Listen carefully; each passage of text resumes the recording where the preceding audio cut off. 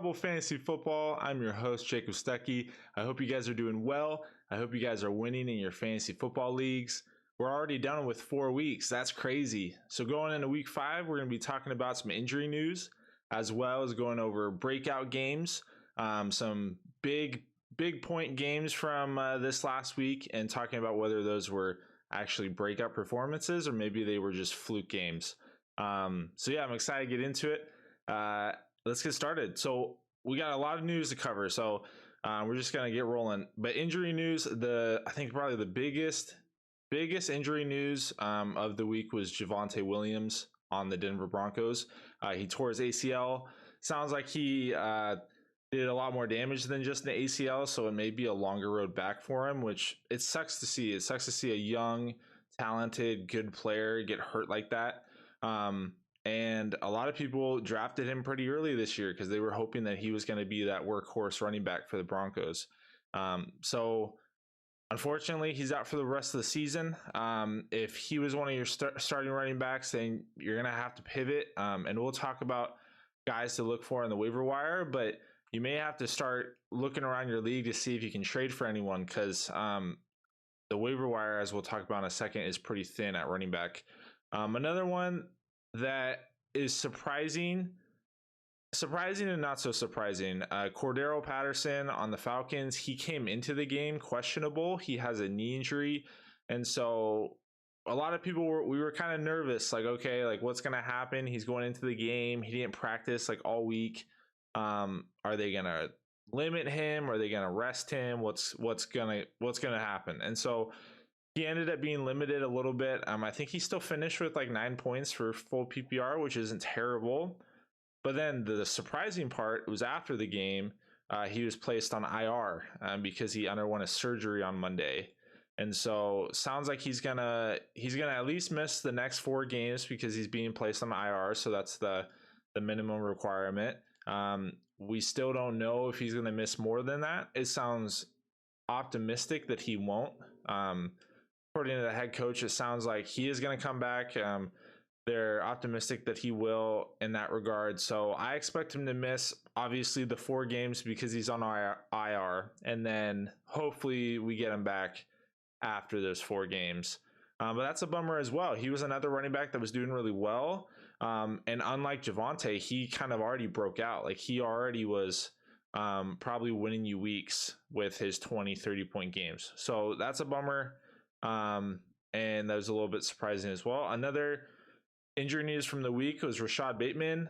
He missed the 4th quarter due to a foot injury. It sounds like he's questionable for week 5. We're not fully sure if he's going to play or not.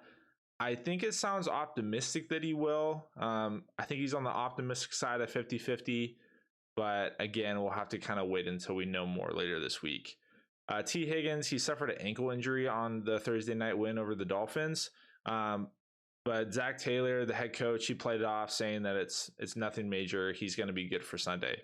So that's good news.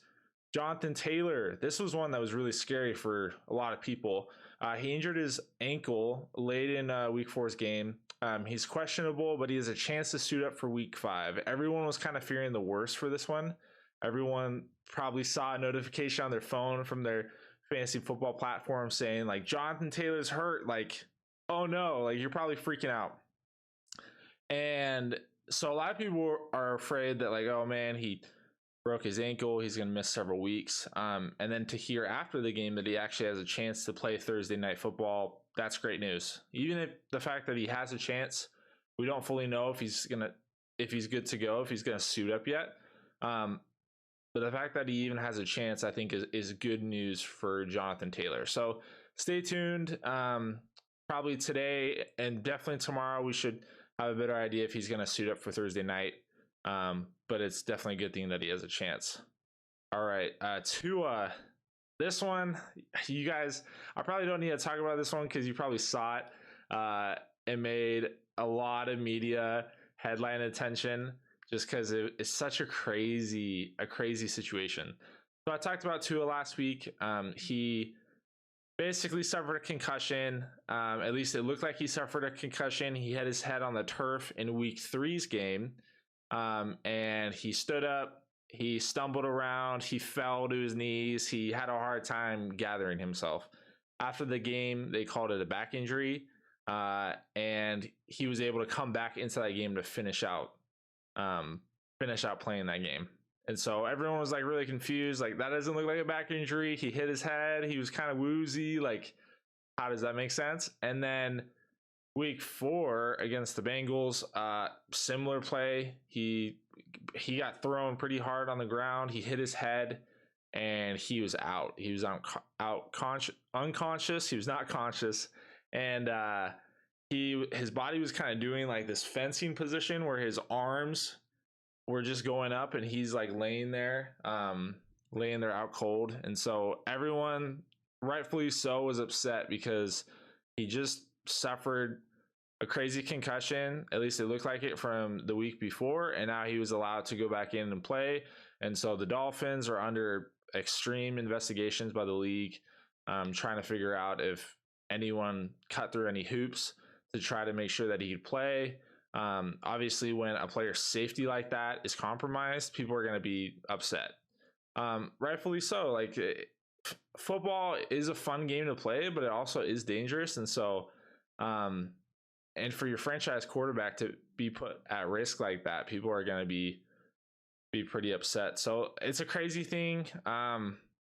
Crazy thing to see. As far as fantasy football goes, he has been ruled out for week 5. Teddy Bridgewater is set to start, and so it's going to affect your Dolphins players a little bit. Your Tyreek Hill, Jalen Waddle, your running backs, but you're still going to play those guys. You're still going to play Tyreek. You're still going to play Waddle. You just know that their ceilings are a little lower because Teddy's at the helm. So we're going to have to wait to see what's going to happen with Tua. Sounds like he's good, which is awesome. It definitely is a praise, the fact that like his body is good. He's able to move on his extremities, and he flew back with the team after that game. So I don't know long term. We don't know how long this is going to take. We don't know if he's going to be able to play for week 6.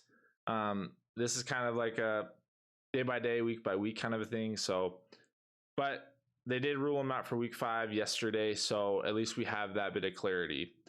Treylon Burks, he suffered turf toe during week 4, and this was kind of optimistic as well because I believe he got carted off, but he got hurt in that game. It looked like he was in a lot of pain, and people thought that his injury was going to be a longer term injury. So sounds like he's doubtful for week 5. He probably will miss week 5. But at least his injury is not long term, which is a good sign. Jahan Dotson, he suffered a hamstring injury. Ron Rivera, head coach of the Commanders, said that he's expected to miss 1 to 2 weeks. So good news is that it shouldn't hold him out more than 2 weeks. But with hamstring injuries, it's really hard to know the severity of it right away. We see that with Keenan Allen, where at first we were like, all right, this is just a 1 week kind of thing, and he's still not playing currently. So just keep an eye on Jahan Dotson. Hopefully we'll know more probably the next week if it'll last longer. But Rivera, good news is that he said it should only be 1 to 2. So we had a lot of previous injuries that held out players through week 4. So the teams before week 4 started, they said, hey, this player's not playing because of this injury. But I think these are important things to note, especially because these are a lot of star players.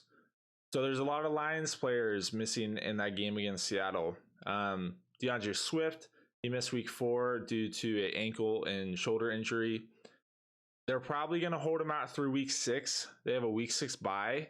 So he's probably not going to play week 5, and they're probably just going to rest him through the bye. And so he's probably going to come back week 7. Is the thought. And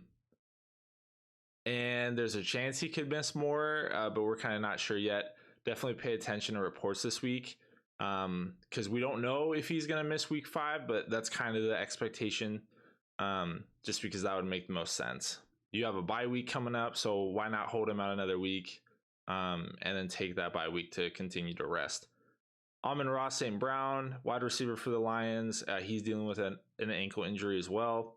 And he was ruled out right before week 4. We kind of expected this after he got hurt week 3. However, we don't know if it's going to last into week 5. We don't know if they're going to hold him out yet. We're still kind of waiting for Campbell to say the word if he's going to miss more than 1 week. Michael Thomas, he's dealing with a foot injury. He was held out before week 4. And this one was hard too, because Michael Thomas has been hurt for the last several years, and you don't want to see a star player like that get hurt because he is such a good player. But he has been dealing with a lot of injuries. So if he's on your team, you're probably pretty frustrated about it. He didn't practice at all leading up into week 4, so we kind of had a sense that he wasn't going to play this week.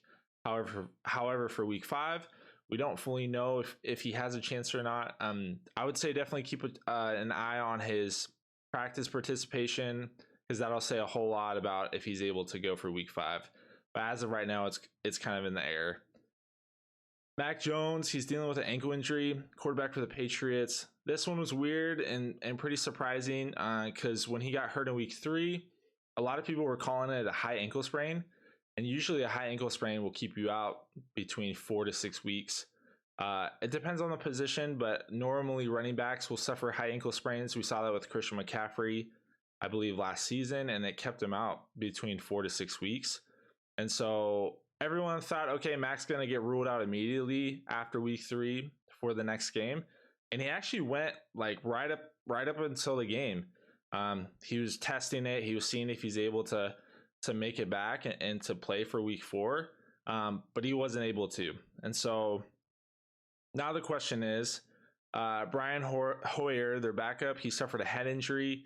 And then their third stringer had to come in and finish the game. And so the question is, are they going to try to rush Mac Jones back because they're hurting at quarterback, or are they going to try to play it safe? I would probably say this one's 50-50. I think it was really interesting to see how Mac Jones was actually close to playing for week 4. So I would be really surprised if they played him for week 5 if it is a high ankle sprain. But we're going to just have to wait it out this week as we get closer. It probably will come down to the wire again. But if he plays, in regards for fantasy football, you're probably not going to play him for your starting quarterback. But I think this definitely does affect the options in New England. So if you have Devontae Parker, Nelson Aguilar, even Ramondre Stevenson, you may feel better if Mac is there starting than if you're playing with a Brian Hoyer or a Bailey Zapp. So keep that in mind, and we'll know more soon. David Montgomery, he's dealing with an ankle and knee injury. We're kind of waiting to hear more on his status. We haven't heard a lot. He was ruled out pretty early on for week 4. And I think the rumor is that he'll probably miss week 5 as well. But we don't know. We don't know how many weeks this is going to hold him out for. So as long as he's not playing, I would play Khalil Herbert. I think he's doing a great job filling in at that starting running back spot for the Bears. But in regards to how long Montgomery is going to be out for, we're kind of just waiting to see. Hunter Renfrow, this one was interesting to me because I totally thought he was going to make it back for week 4. He's dealing with a concussion, but it sounds like he didn't make it out of the protocol for week 4. And we're still kind of waiting to hear if he's in the protocol still. We don't really know. So I would expect him to make it back for week 5. I would be surprised him being held out 2 weeks for concussion. Well, if you miss week 5, that would be 3 weeks. So I would expect him to come back. But we're kind of have to, just like these other ones, we're going to have to wait for more info later this week.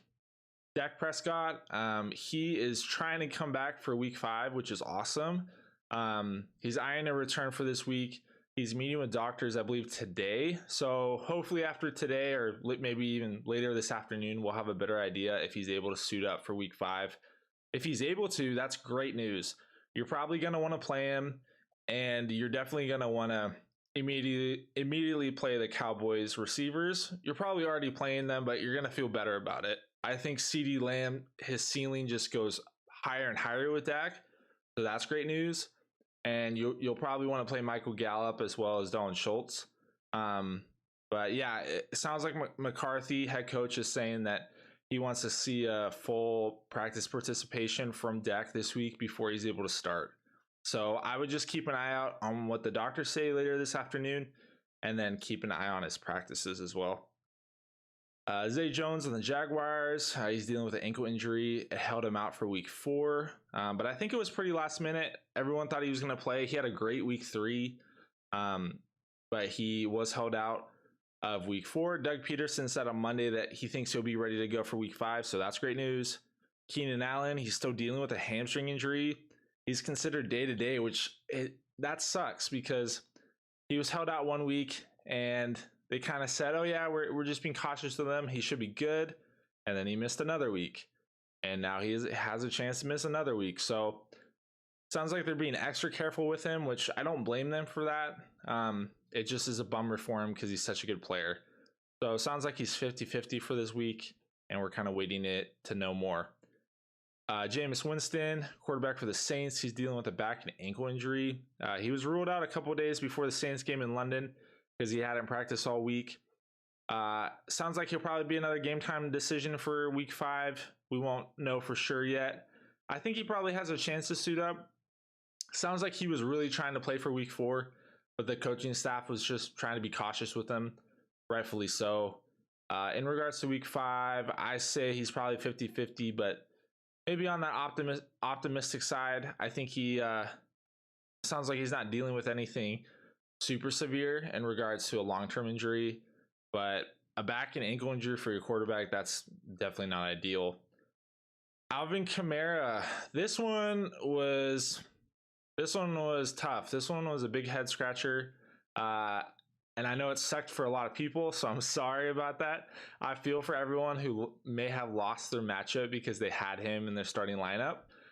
If you guys weren't aware, maybe you didn't have him on your team, or maybe you just weren't paying attention.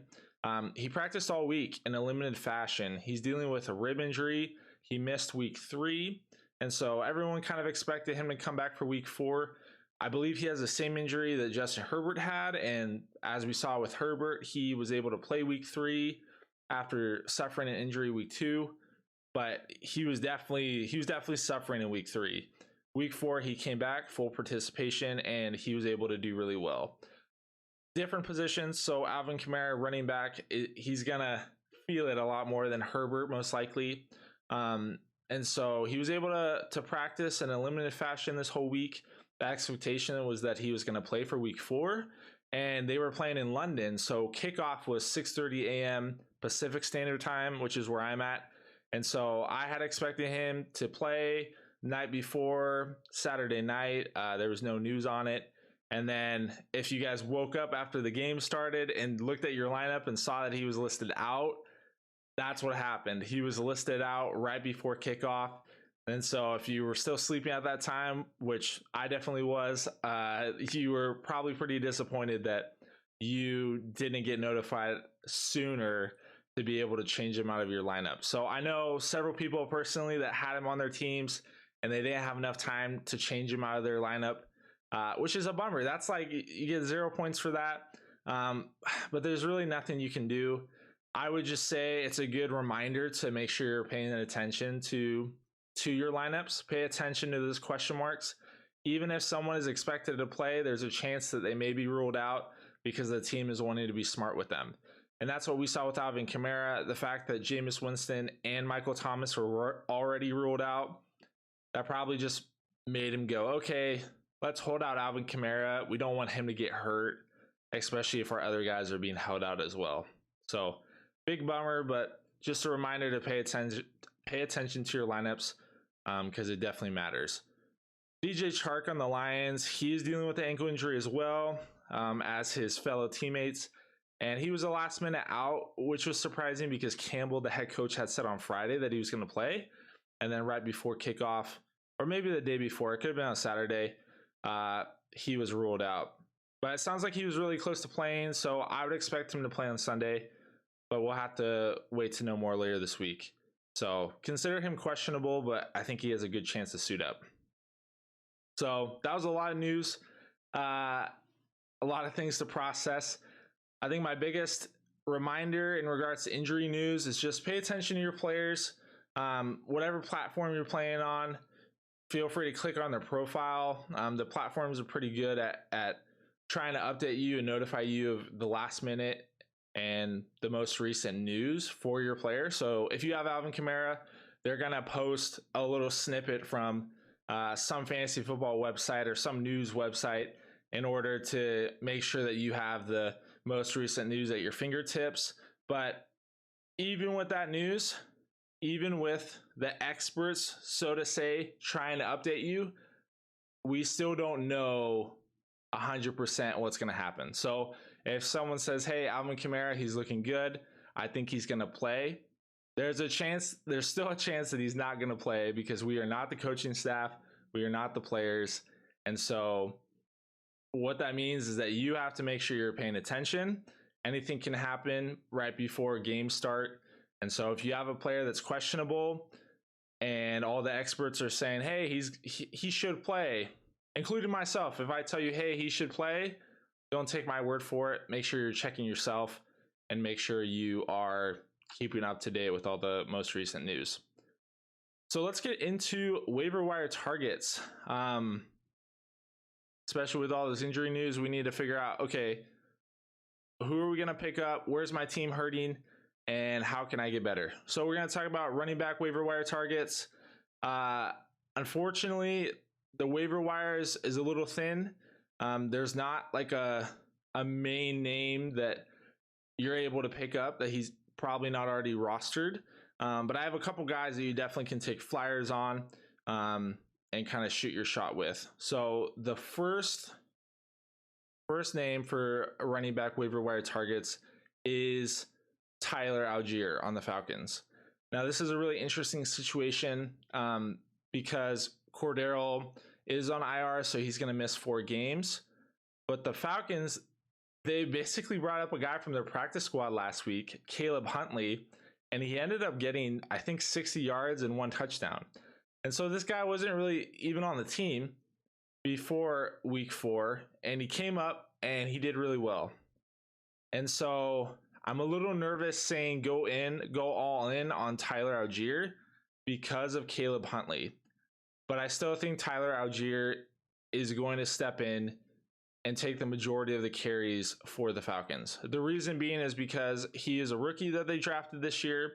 He's shown a lot of poise in the preseason. And so far, backing up Cordero, I think he's done a really good job. He came in starting the season as the 3rd or 4th string running back, but then Dameon Williams was placed on IR, and so Tyler Algier kind of came in and filled out that backup spot. And he did great on week 4 as well. He had 80 yards rushing. He wasn't able to score a touchdown, but he did handle the majority of the carries, and he did really well with those carries. And so I would prioritize Tyler Algier in regards to how much fab you should spend on him. That's something that I'm having a hard time figuring out. I would probably say if you're really hurting,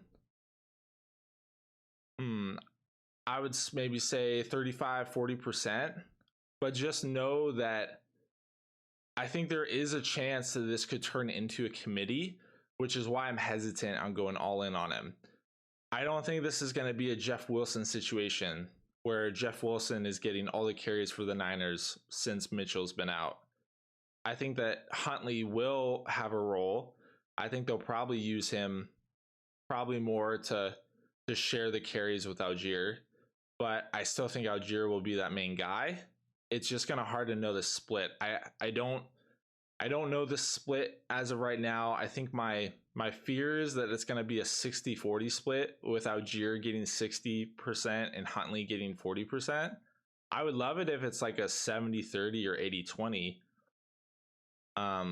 But we just don't know so far. So I would definitely pay attention to coaches' reports this week for that. That's what I'm going to be doing, is kind of researching, okay, do the coaching staff, do they like Algier? Do they like Huntley? I think they definitely do like Algier from what we've seen. But I also know that with a rookie that they drafted, they're going to want to be fairly cautious with him. They're not going to want to give him the full workload. They're probably going to want to kind of lessen his workload with throwing in a guy like Huntley, who's a I believe he was undrafted and he was on the practice squad. So pay attention to that backfield, but I would prioritize Tyler Algier. And then if he's taken already, or if someone spends a lot on him, I would pick up Huntley just for the heck of it. I think he's a good guy to have as a handcuff, and I think he's a good guy to have for insurance. So those two guys are who I'm prioritizing on the waiver wire for running backs. But unfortunately, there's not really a guy who's in a clear cut, hey, your star got hurt, so this backfield's all yours. We're still kind of waiting to know more details in regards to if that's going to happen for the Falcons. Second waiver wire running back target is Mike Boone on the Broncos. This is another similar situation where the star running back Javonte Williams gets hurt, and now you're looking at, okay, who's next? Who's next on the team to take the majority of those carries? And the main guy is going to be Melvin Gordon. Melvin Gordon is a good running back. He is capable. He was splitting carries with Javonte already, but the problem with Melvin was that he has a fumbling issue. He's fumbled, I think, 4 times this year already. And so he was kind of in the doghouse with the coaching staff. Even when Javonte got hurt during week 4, Melvin had already fumbled. And so they were playing Mike Boone a lot for week 4. I believe he had 3 carries and he had 3 targets for 1 reception. So he wasn't able to do a lot because I believe the injury happened middle to late of the game. But I expect Melvin Gordon to be the main guy to lead this backfield. But I think Mike Boone is worth a flyer, because if Melvin continues to fumble, or if he is injured himself, he's dealing with a minor neck injury, then I think Mike Boone could handle more carries. But something to note that happened recently is that the Broncos did sign Latavius Murray. And so there's going to be another guy who's very similar to Mike Boone, who's going to be there to kind of pick up the pace in case any of these other guys don't do well. So I would not spend a lot on Mike Boone. I would maybe even wait until waivers process to maybe just pick him up for free so you don't have to spend fab on him. I don't think he's worth a lot of fab, but I think if you have that roster space, he wouldn't be a bad guy to just hold just to see what happens with Melvin Gordon, especially because their game this week is on Thursday Night Football. And so I like to pick up those Thursday night guys, hold them on my bench, and see how they do Thursday night. And then worst case, you can always drop them and then pick up another guy before Sunday. That's the nice thing with them, is that you get a sneak peek of what they're going to look like for their team. And if they don't look very good, or if we see Thursday that the backfield is all Melvin Gordon's, you can drop him, pick another guy up, and hold him before Sunday. So that's what I would recommend with him. My third running back waiver wire target is Rex Burkhead. Now, Rex he's not an attractive pickup. If you played fantasy football for a long time, you know Rex Burkhead really well. He does this every year, where for full PPR, he somehow makes himself relevant, but you're never going to feel good about playing him. And so he finished Sunday with 14 points. He had 0 carries. He didn't run the ball at all, but he had 5 targets for 5 receptions for 39 yards and 1 touchdown. So that was good for 14 points.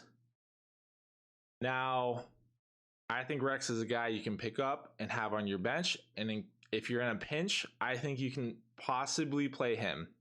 You're not going to feel good about it, but if he's able to repeat the stat line for you, if he's able to get 5 receptions, 39 yards and 1 touchdown, that's a solid day. Like, that's a great day for a low RB2, probably more like RB3 flex player. And that's what you would want him for. You're not going to want to play him as your running back number 1, obviously, because that's not him. He's not going to get you 30 points. But he definitely can get you 14 points in a pinch. So if you're really struggling at running back, maybe you got a lot of bye weeks coming up. I know that a couple of my teams, I have a lot of buys in week 6, and I need to figure out what I'm going to do. I think I have 3 to 4 players missing from my starting lineup. Rex Burkhead may be a guy that I pick up, have on my bench. If I really need to play him, depending on his matchup, I will. And the nice thing about him is you can get him for cheap. I'm sure that your league's probably not prioritizing Rex Burkhead because he's not the sexiest of picks, but hey, I would say take a flyer on Sexy Rexy. I think he can help you out in a pinch.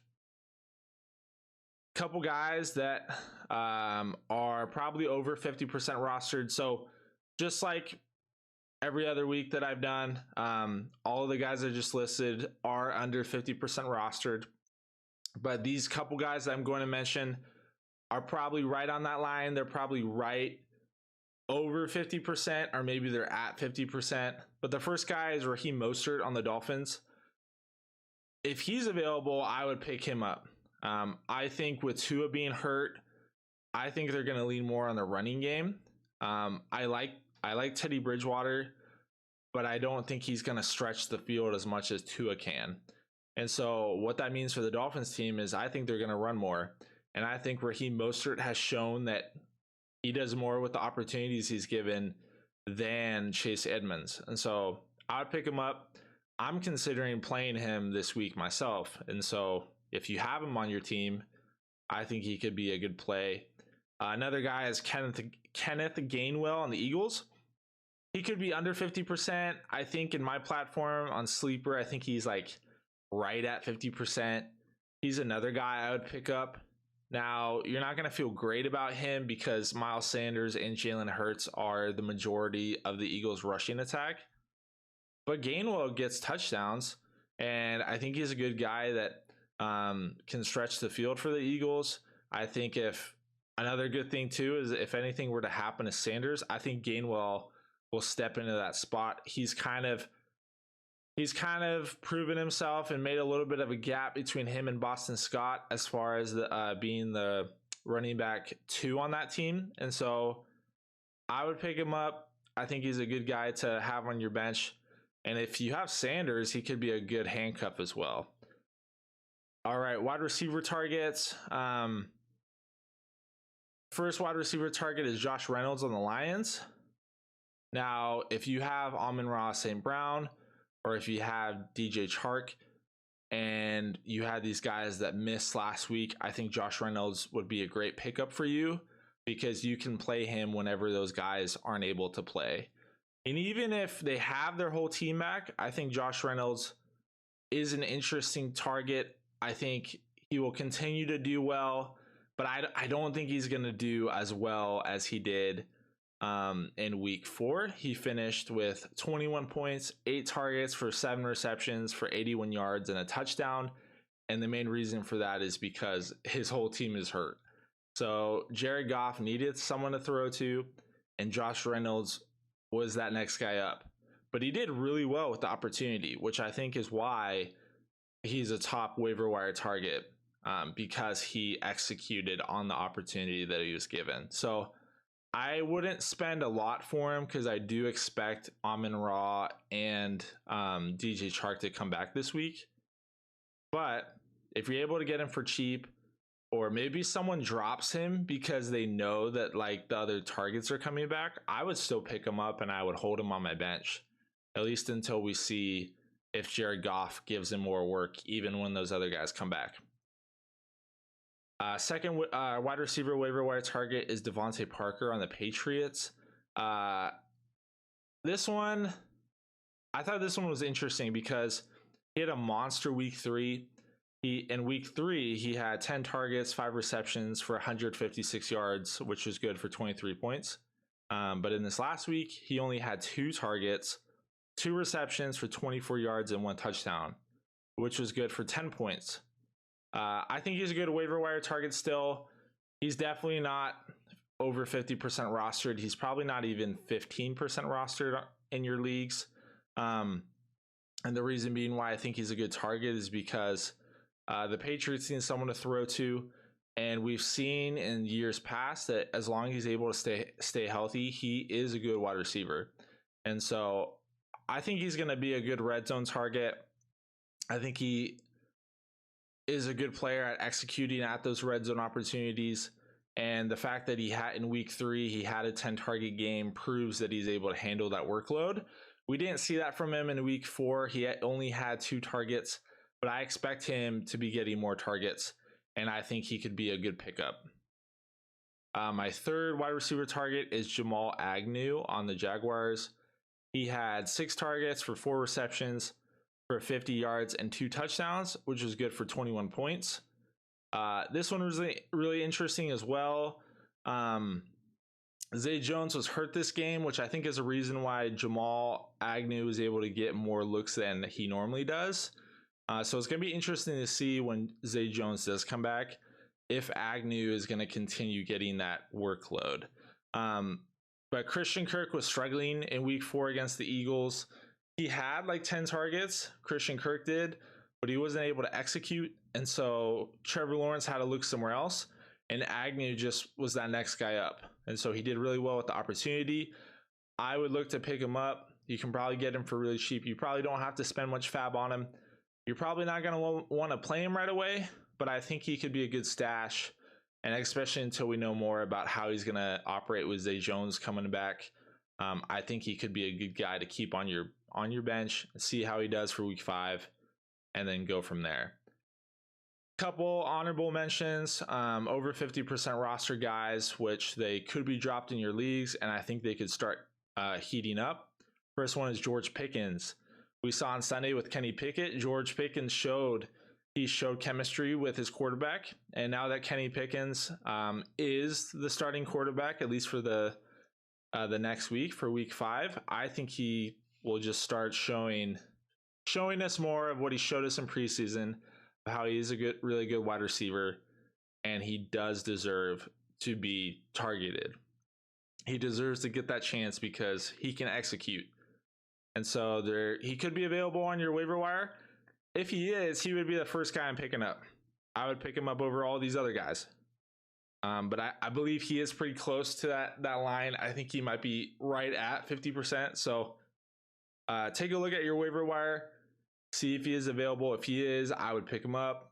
Devin Duvernay on the Ravens. He's another guy that I think gets a lot of opportunities, and I think he does really well with them, and I would pick him up as well. Michael Gallup, he scored a touchdown first game back, which is huge.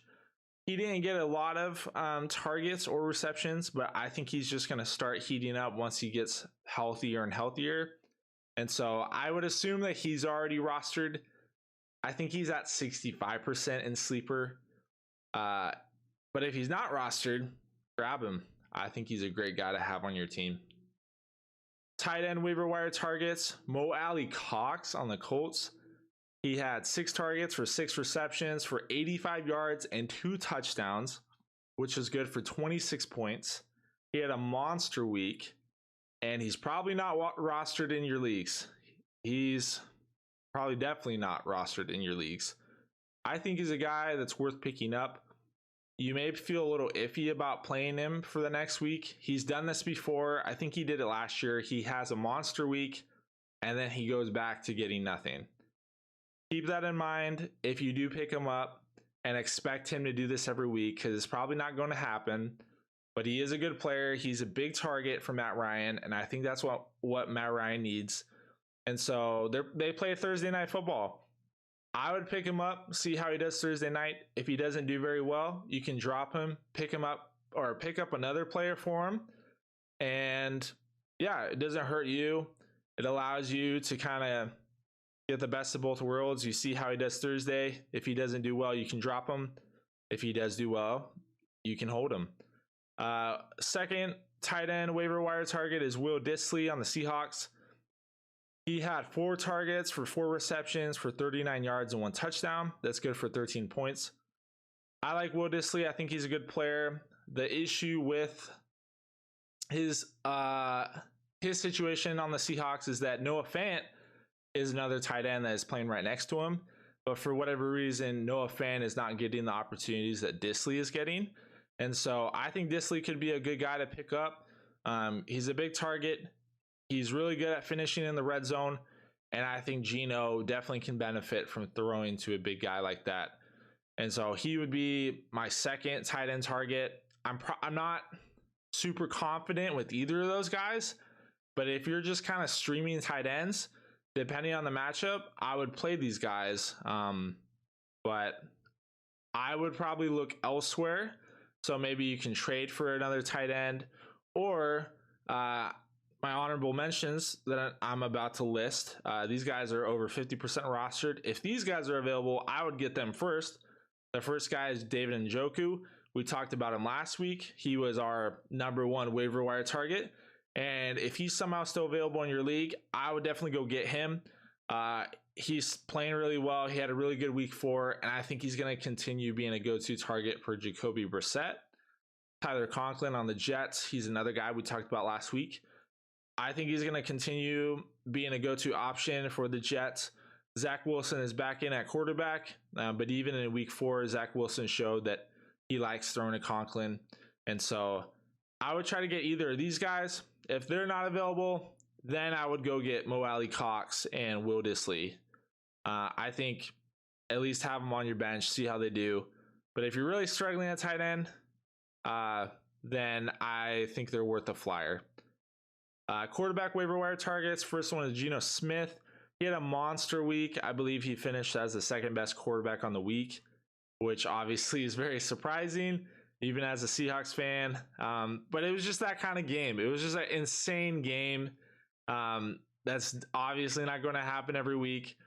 But he had 38 points. He had 30 attempts for 23 completions for 320 yards and 2 touchdowns.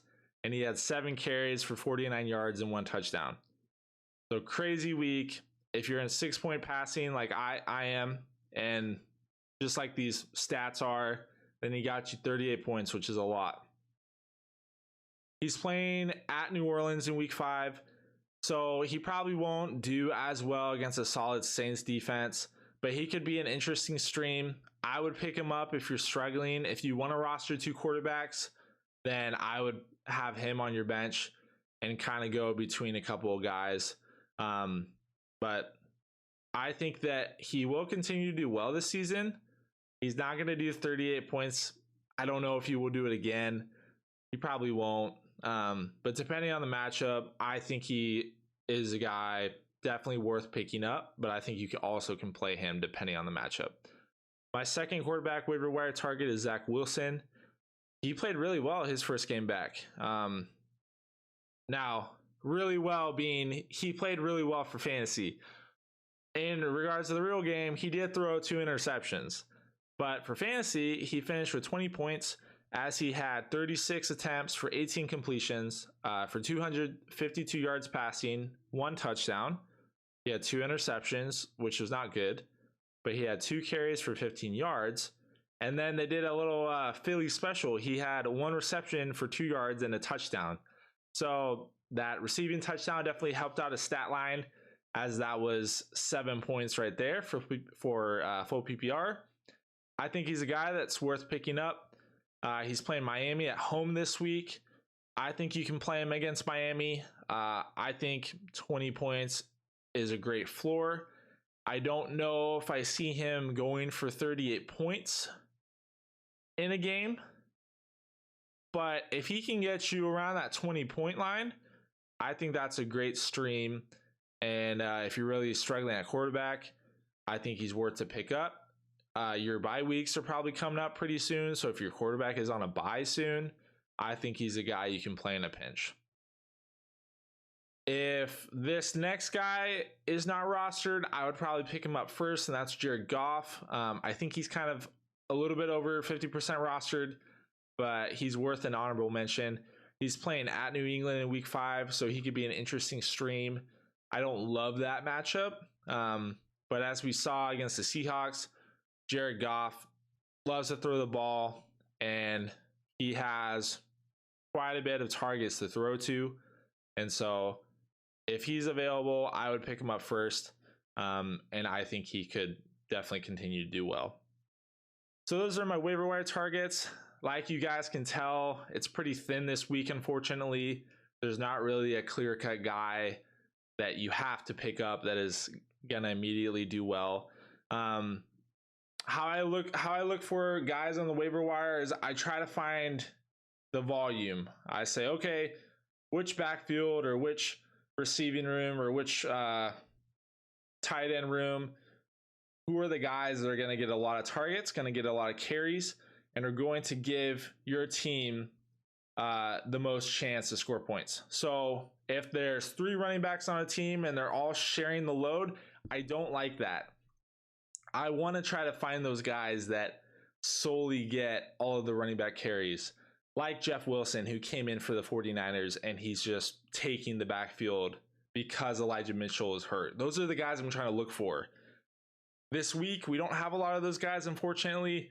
So hopefully for next week, if a guy does get hurt, hopefully there is a better situation in which we have more of a dedicated role. But as of right now, for this week, this is kind of what we got. All right, next segment, we're going to go talk about breakouts.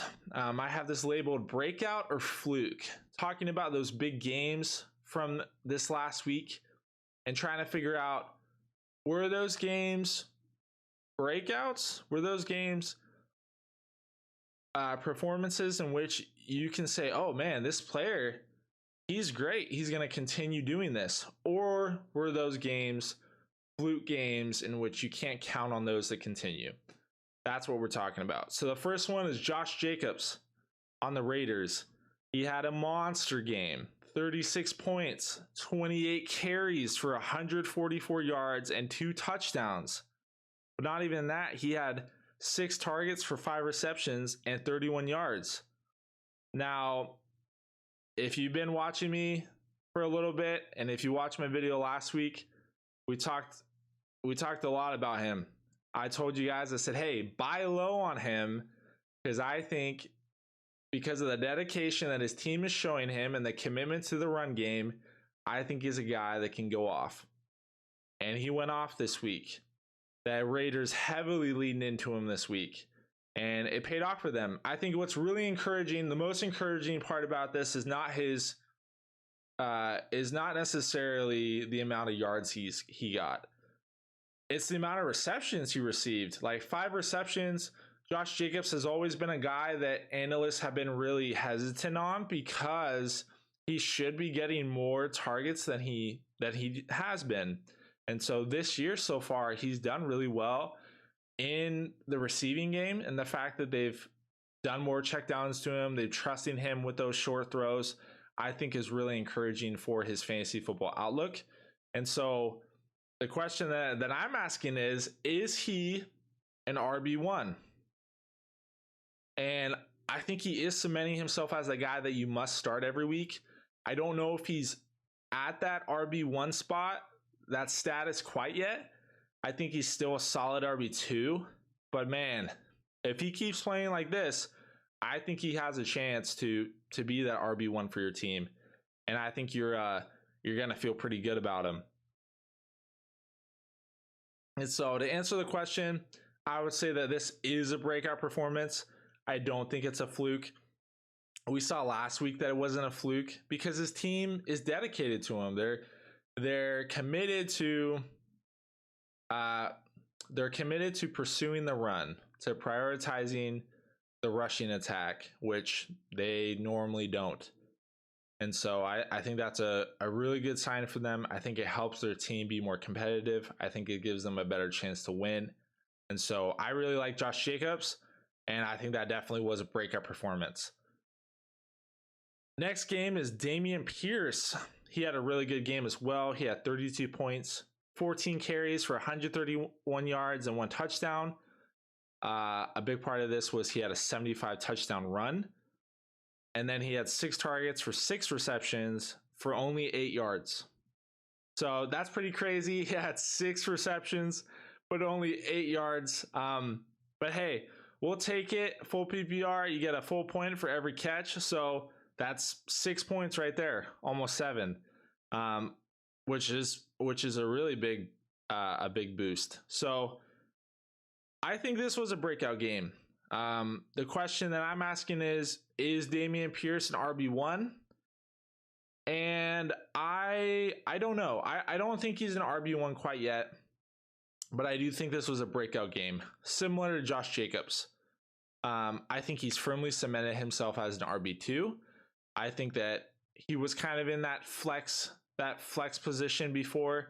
You probably didn't feel great about only having him and one other running back on your team. You probably just wanted to flex him. But I think now you can probably play him as your second running back on your fantasy football roster, and then you probably can just play wide receivers. That's probably what I would do. But I do think this was a true breakout game for him. We've seen with the Texans that they're committed to the rushing attack. Lovie Smith, the head coach of the Texans, has said, hey, we need to give Pierce the ball more.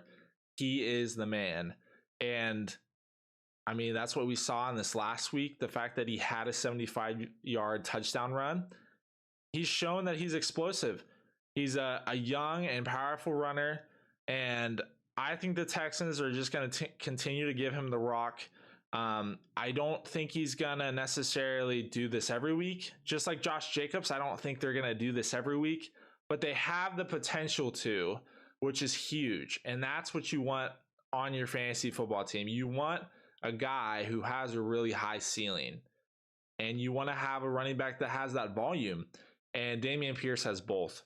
So I would play him in confidence as your RB2. And I think he definitely has a chance to get to that RB1 status. And if you are stacked at running back and if you're playing him in your flex still, that's awesome. Great.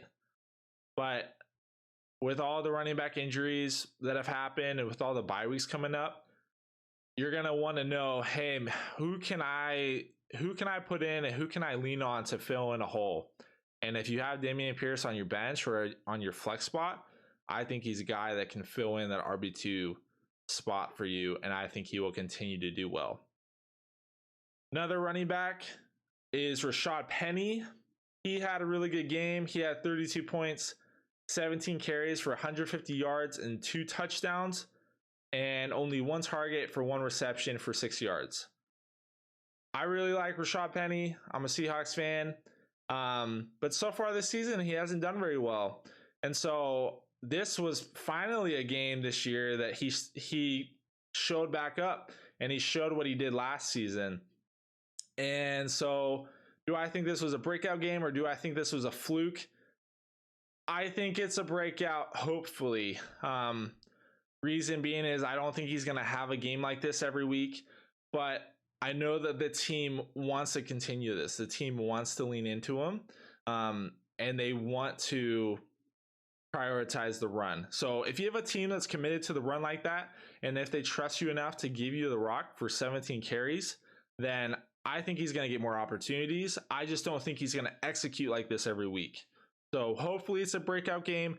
I'm hoping that it at least shows the Seahawks that, hey, we need to run the ball more. And so that's why I have it as breakout, hopefully.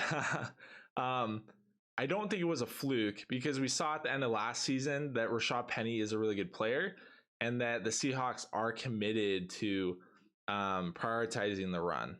But I'm a little nervous about it. I don't think he's going to be as consistent as Josh Jacobs or Dameon Pierce personally. But I think he has a really good opportunity. Next guy is Miles Sanders. He had a monster game, 31 points, 27 carries for 134 yards and 2 touchdowns. He had 3 targets for 2 receptions for 22 yards. Now, I think this was a breakout game for sure. Miles Sanders has been a player the past several seasons that has had the highest potential out of almost anyone. Everyone knows what Sanders is capable of, but he hasn't been able to prove it all the time. He's been hurt a lot. The Eagles haven't been committed to him. And so finally this season, the Eagles are just like, man, you're the guy. Take the rock.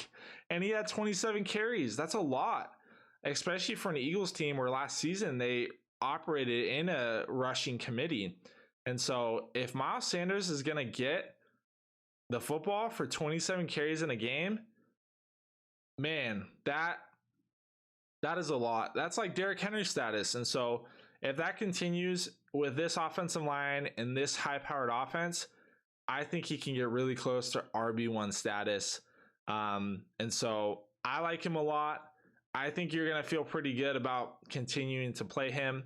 But I definitely think this is a breakout game, and I think we should continue to see hopefully workloads like this. I don't know if he'll be able to execute for 2 touchdowns in a game. He doesn't do that normally, but the fact that he's already shown that is a huge encouragement. So I definitely think it was a breakout. Jamal Williams on the Lions, he had 30 points, 19 carries for 109 yards and 2 touchdowns, and 3 targets for 1 reception and 1 yard. Now, I think this is a breakout-ish game for him.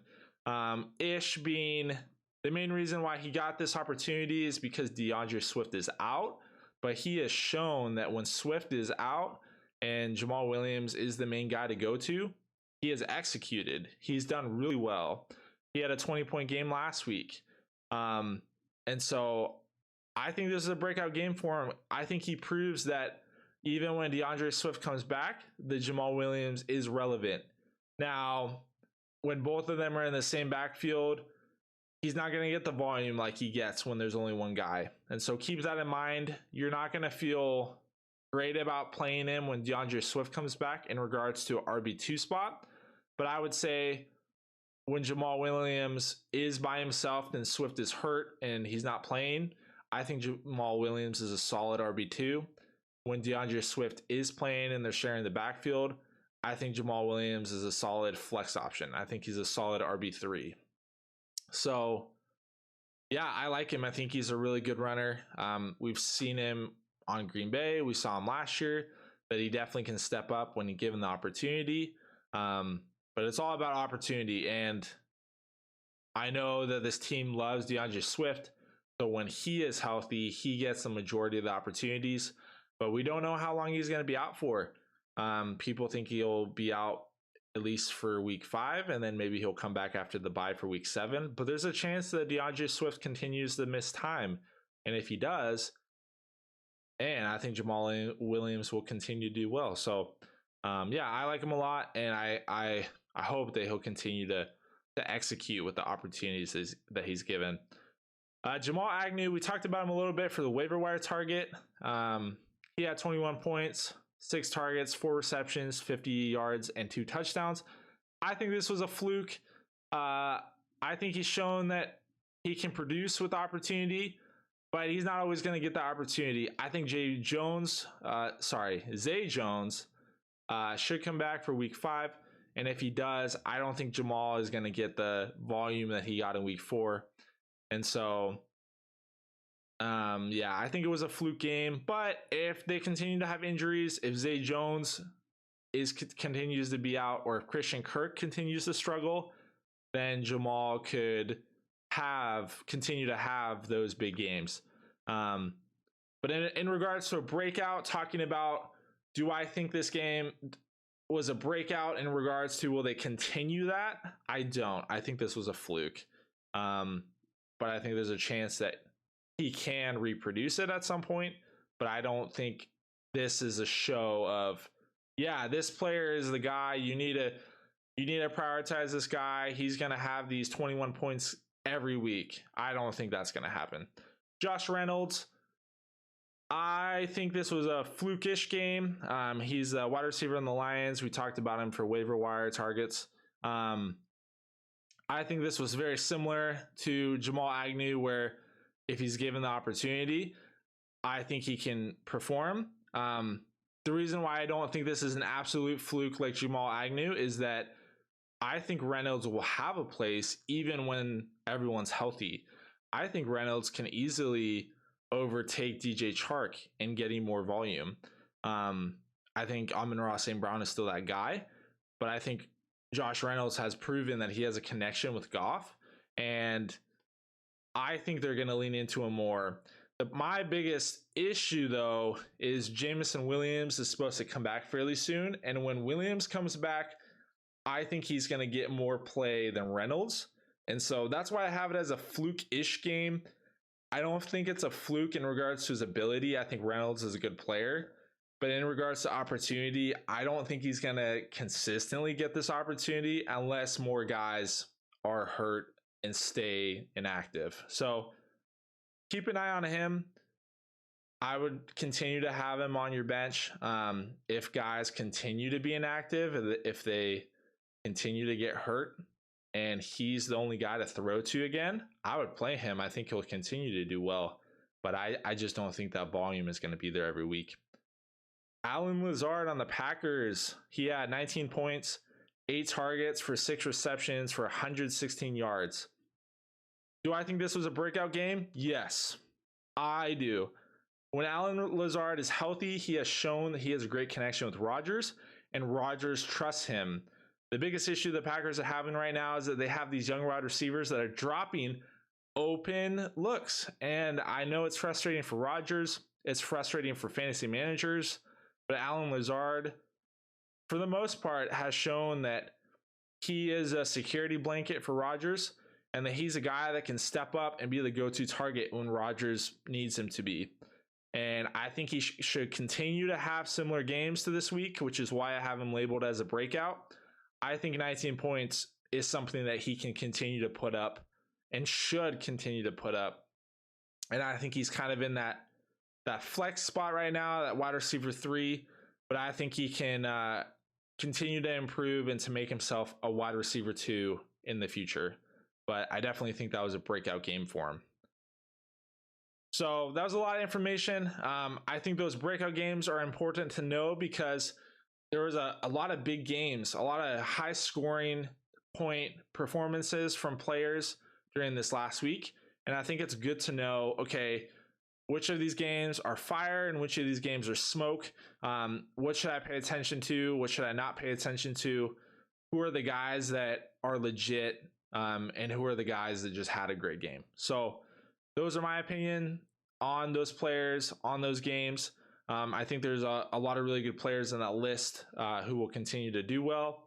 But then I also think some of those guys, I think they just had a really good game, and I don't see that continuing. So, yeah, I'm excited for week 5. I hope you guys are winning your fantasy football matchups. I know that in my leagues, I have one team that's doing really well, and I have another team that's not doing well. So if you're in a similar position as me, you know that it's very vital to pay attention to the news, pay attention to the stars that are starting to break out in regards to maybe they're sleeper wide receivers or sleeper running backs that you had no idea who they were before I listed them. But it's important to pay attention to them so that you can be the first guy to pick them up, so that your opposing teammates can't get them first. So yeah, I'm going to be posting my my weekly rankings this Thursday on my Instagram, so you can follow me at RebelFFPod. I'm going to be going, basically I post graphics going over the quarterbacks, running backs, wide receivers, and tight ends that I think you should play over each other. I have it listed out in a ranking, so I'll have it like 1 through 12 of my top quarterbacks, which kind of give you a better idea of who I think you should play over someone else. So pay attention to that. I'll post that on Thursday. And I hope you guys have a great week. I hope you guys win your week. Let me know if you have any questions down in the comments. If you have a start or sit question, or maybe you have a trade question, let me know. I love interacting with you guys, and it's been fun doing that so far. Make sure you subscribe and like this video. It helps me out a lot. I want to continue doing this and continue to engage with you guys. And so it really means a lot when you guys let me know what you think, and when you guys have any questions. It just makes it a lot more fun. So I hope you guys have a good week, and we will see you next time.